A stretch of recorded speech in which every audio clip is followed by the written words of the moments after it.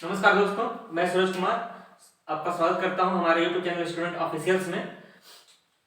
तो आज जो है हम लोग झारखंड के बारे में जानेंगे। तो झारखंड में आज हम जो है वो जनजातियों के शासन व्यवस्था के बारे में समझेंगे। इससे पहले जो है आप समझ लीजिए कि झारखंड में कुल 32 जनजातियां पाई जाती हैं, जिसमें आज जो हम है वो मुंडा जनजाति के शासन व्यवस्था के बारे में पढ़ेंगे। किसके बारे में? मुंडा जनजाति।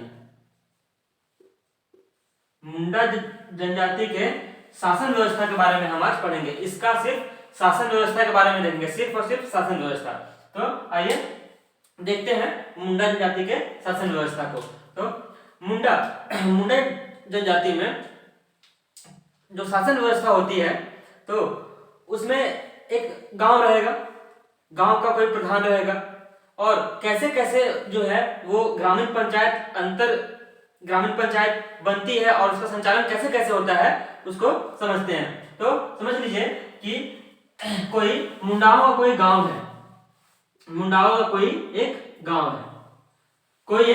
है। अगर ये कोई एक गांव है तो उस गांव का कोई ना कोई प्रधान होगा, उस गांव का कोई ना कोई प्रधान जरूर होगा। तो ये जो गांव का जो प्रधान होता है, मुंडा गांव का जो प्रधान होता है, ये मुंडा ही होगा। मुंडा गांव के प्रधान को क्या बोलेंगे? मुंडा। और ये जो मुंडा जो है इसका, अगर ये मुंडा गांव का प्रधान है तो ऑब्वियस बात है कि इसका कुछ ना कुछ इसके कार्य होंगे। तो इसके कार्य क्या होंगे? तो ये जो मुंडा है वो गांव में हुए विवादों को सुलझाता है और लगान एकत्रित करने का काम भी इसी को मिलता है। तो इसका कार्य क्या क्या है? लगान एकत्रित करना, विवादों को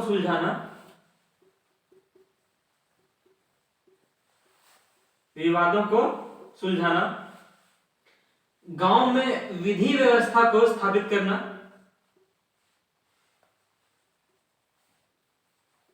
विधि व्यवस्था बनाए रखना, ये इसके कार्य हो गए।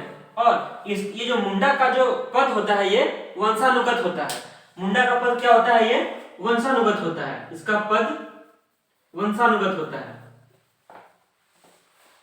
वंशानुगत पद होता है इसका जो पद होता है ये वंशानुगत होता है। यानी अभी जो मुंडा है उसके जो पिता जो होंगे वो भी गांव के प्रधान रहे होंगे, और ये भी अभी गांव का प्रधान है, और इसके आने वाले जो जनरेशन रहेंगे वो भी इस गांव के प्रधान ही रहेंगे।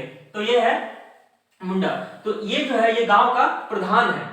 अब इस गांव का एक ग्रामीण पंचायत भी होगा, इसका। जैसे इसका ग्रामीण पंचायत, इसका क्या होगा? एक ग्राम पंचायत होगा, ग्राम पंचायत। ये क्या, इसे क्या बोलते हैं? हातू। ग्राम पंचायत को हातू कहा जाता है, हातू कहा जाता है। और इस हातू का कोई एक प्रधान रहता है,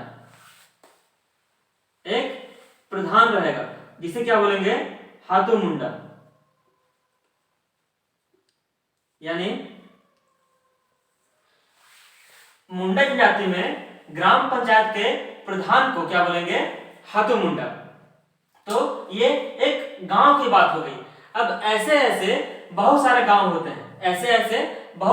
होते हैं, और इन गांवों को मिलाकर एक अंतर ग्रामीण पंचायत बनाया जाता है, जिसे पढ़ा कहते हैं। ऐसे बहुत सारे गांवों को मिलाकर एक अंतर ग्रामीण पंचायत बनाया जाता है, जिसे पढ़ा कहा जाता है। अब इस पढ़ा को या फिर पढ़ा जहां पे बैठेगा, जहां पे वाद विवाद होगा, पंचायत होगा, तो वो एक पर्टिकुलर जगह होता है जहां पे ये बैठते हैं। तो उसे क्या कहता है? उसे अखड़ा कहते हैं। क्या कहता है? उसे अखड़ा कहते हैं। और वो जो पंचायत रहेगा उसका कोई न कोई एक प्रधान रहता है, तो उस प्रधान को हम लोग मानकी कहते हैं। क्या कहते हैं? मानकी कहते हैं। तो आइए इसे देखते हैं। तो ये बहुत सारे गांव हो गए, ये बहुत सारे गांव हैं,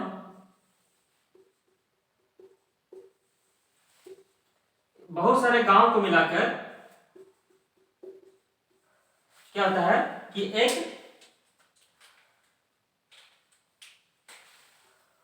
एक अंतर ग्रामीण पंचायत क्या बनता है, एक अंतर ग्रामीण पंचायत बनता है। अंतर ग्रामीण पंचायत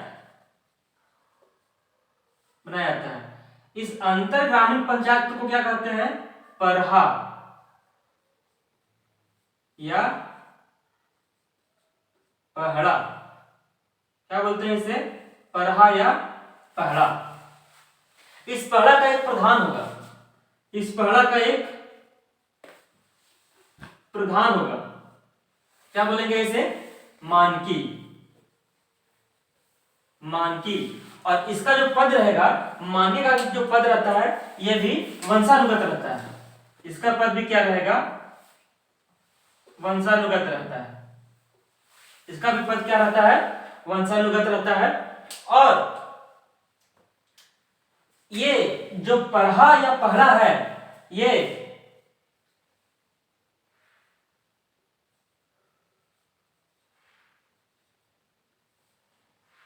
सर्वोच्च पद पे रहता है, ये सर्वोच्च पद है। इस पूरे मुंडा जनजाति समाज में जो ये पढ़ा या पहड़ा जो अंतर ग्रामीण पंचायत है, ये सर्वोच्च पद पे रहता है, इससे ऊपर कोई पंचायत नहीं होता है, ये है सर्वोच्च पद पे। और इसका प्रधान कौन होता है, मानकी होता है। ये सर्वोच्च पद पे रहता है, इसीलिए इसे मुंडा समाज का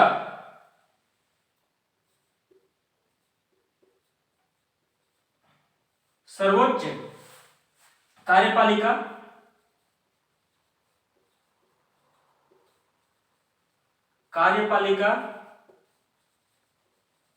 विधायिका और न्यायपालिका कहा जाता है। क्या कहते हैं इसे, सर्वोच्च कार्यपालिका, विधायिका और न्यायपालिका कहा जाता है। और इसी में पहला पंचायत के ही कुछ प्रमुख पद होते हैं, मानकी के अलावा और भी कुछ प्रमुख पद होते हैं, प्रमुख पद जो कि इस पूरे पंचायत के संचालन में अपना योगदान देते हैं। तो ये प्रमुख पद कौन कौन से हैं, ये है कुंवर, लाल और कारतो। तो ये सब जो है ये प्रमुख पद है। ये हो गया पहला पंचायत शासन व्यवस्था, ये है पहला पंचायत का, यानी कि इस जो ग्राम पंचायत जो है एक, और ऐसे बहुत सारे गांव को मिलाकर एक अंतर ग्रामीण पंचायत बनाता है, जिसे पहला पंचायत कहा जाता है। अब ये तो हो गई पंचायत की बातें। अब इसमें इसके कुछ धार्मिक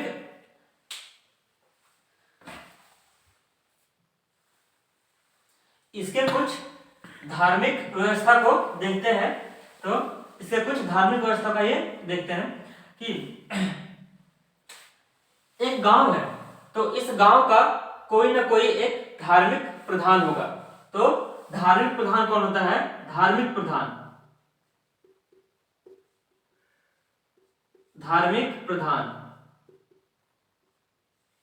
तो गांव के धार्मिक प्रधान को हम लोग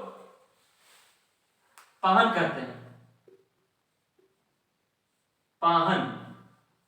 गांव के धार्मिक प्रधान को क्या कहते हैं, पाहन कहा जाता है। और इस पाहन का कार्य क्या होता है, पूजा पाठ करवाना।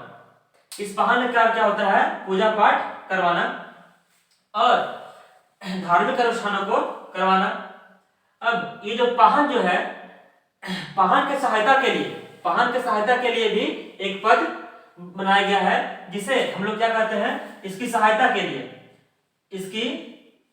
के लिए कौन रहेगा, इसकी सहायता के लिए रहेगा पनभरा। पनभरा। कौन रहेगा? पनभरा, या फिर इसे पुजार भी कहा जाता है, इसे पुजार भी कहते हैं। ये पनभरा या पुजार जो है ये पाहन का सहयोगी होता है। तो अब ये जो पाहन जो है, इस पाहन को दो तरह की भूमि दी जाती है। इस पाहन को दो तरह की भूमि जो है वो दी जाती है। एक भूमि का नाम है, इसे भूमि दी जाती है, भूमि। दो तरह की भूमि इसे दी जाती है।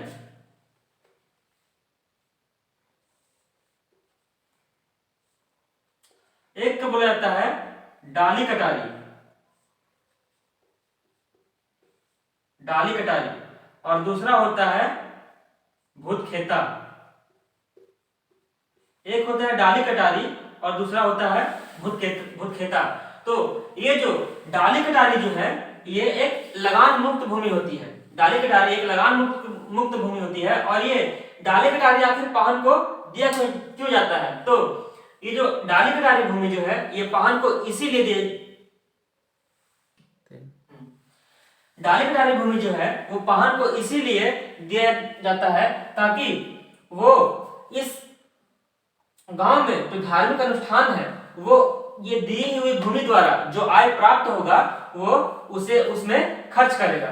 तो ये डाली कटारी भूमि इसलिए उसे दी जाती है। और ये जो भूतखेता है, भूतखेता भूमि उसे इसलिए दिया जाता है ताकि वो इस गांव को बाहर से जो भूत प्रेतों का अगर कोई आक्रमण हो या फिर भूत प्रेतों से इसे ये बचाए रखे, इसीलिए जो है इसे भूतखेता भूमि दी जाती है। और इससे जो आय प्राप्त होता है उसे वो इस पूजा पाठ में लगाता है। तो ये जो है ये डाली कटारी और भूतखेता हो गया। इसके बाद मुंडा समाज में ही या फिर जनजातियों में ये हो गया पूरे गांव का प्रधान को हम लोग पूरे गांव के धार्मिक प्रधान को बोलते हैं पाहन। लेकिन छोटे मोटे स्तर पर जो पूजा कराता है, छोटे मोटे स्तर पर, जिसको हम लोग बोल सकते हैं ग्रामीण पुजारी। ग्रामीण पुजारी, ग्रामीण पुजारी जो होता है उसे हम लोग बोलते हैं डिउरी। क्या बोलते हैं? डिउरी। इसे हम लोग डिउरी बोलते हैं। और इसी जनजाति में जो तंत्र मंत्र यानी जो तांत्रिक होते हैं, जो तांत्रिक होते हैं उसे देवड़ा कहा जाता है। देवड़ा, जो तांत्रिक होते हैं उसे देवड़ा कहा जाता है। तो ये था पूरा जो है ये हमारा था मुंडा जनजाति का शासन व्यवस्था, जिसमें हम एक गांव का शासन व्यवस्था देखें, उसके बाद अंतरजातीय शासन व्यवस्था देखें, उसके बाद इनके धार्मिक व्यवस्था को भी देखें। तो ये था पूरा मुंडा जनजाति का शासन व्यवस्था। इसके बाद अगले वीडियो में हम लोग जो है वो किसी और एक जनजाति का शासन व्यवस्था को देखेंगे। तब तक के लिए आप हमारे YouTube चैनल को सब्सक्राइब करें, लाइक करें, कमेंट करें। धन्यवाद।